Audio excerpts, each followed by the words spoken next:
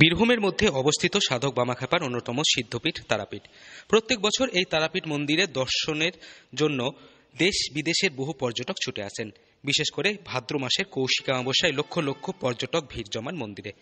তারাপীঠের আদি দেবী মা তারা, সব দেবদেবীর ঊর্ধ্বে তিনি, তাই সকল দেবী রূপে মা তারাকে পুজো করা হয়। কখনো তিনি দুর্গা, কখনো তিনি লক্ষ্মী, কখনো তিনি সরস্বতী, আবার কখনো তিনি কালী রূপে পূজিত হয়ে থাকেন। আর সেই কারণেই এই কৌশিক অমাবস্যায় জনজোয়ার হয়ে থাকে প্রত্যেক বছর। প্রত্যেক বছরের মতন এই বছরও কৌশিক অমাবস্যা পালিত হবে বীরভূমের তারাপীঠে। চলতি বছর 2025 সালের ভাদ্র মাসের কৌশিক অমাবস্যা পালিত হবে 5ই ভাদ্র অর্থাৎ শুক্রবার, যা ইংরেজি ক্যালেন্ডার অনুযায়ী সামনের মাসের 22 তারিখ। অমাবস্যা তিথি শুরু হবে 5ই ভাদ্র শুক্রবার সকাল 11:55 এবং শেষ হবে 6ই ভাদ্র শনিবার সকাল 11:24।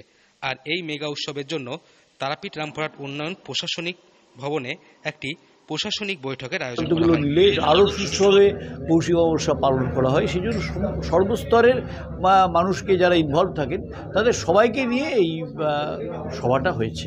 এবং এই সভাতে মোটামুটি টোটোর ভাড়া মানে অটোর ভাড়া নির্ধারণ, তারপর ছোটো গাড়ির ভাড়া নির্ধারণ, মানুষের যাতে এখানে ঢুকতে কোনো অসুবিধা না হয়, যারা ভান্ডারা দেবেন তারা যেন মালপত্র নিয়ে আসতে পারেন তার ব্যবস্থা, যারা মানে পুজো দিতে আসবেন তারা যেন কোনো অসুবিধায় না পড়েন, কোনো আনটুয়ার্ড ইনসিডেন্ট যাতে না ঘটে, এই সমস্ত বিষয়গুলো।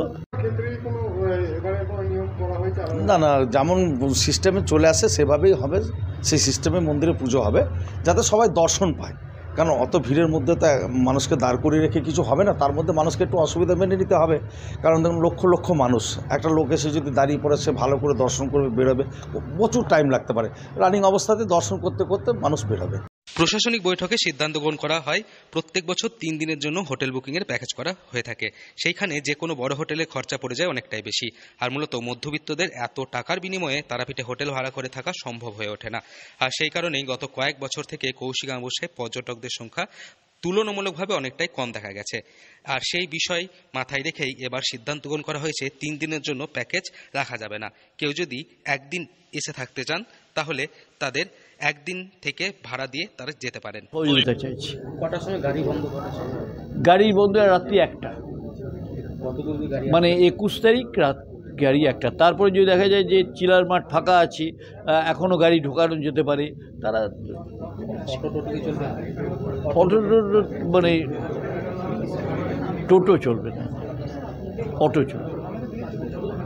অটো চলবে ওয়ান ওয়ে, অর্থাৎ এদিক দিয়ে যাবেন, এই রাস্তা দিয়ে বেরিয়ে আটলা দিয়ে বেরিয়ে যাবেন। এর পাশাপাশি লজ্জাগত পুণ্যার্থীদের যাতে কোনোভাবেই কোনো সমস্যা না হয় সে কথা মাথায় রেখে হেল্প ডেস্ক চালু করা হবে।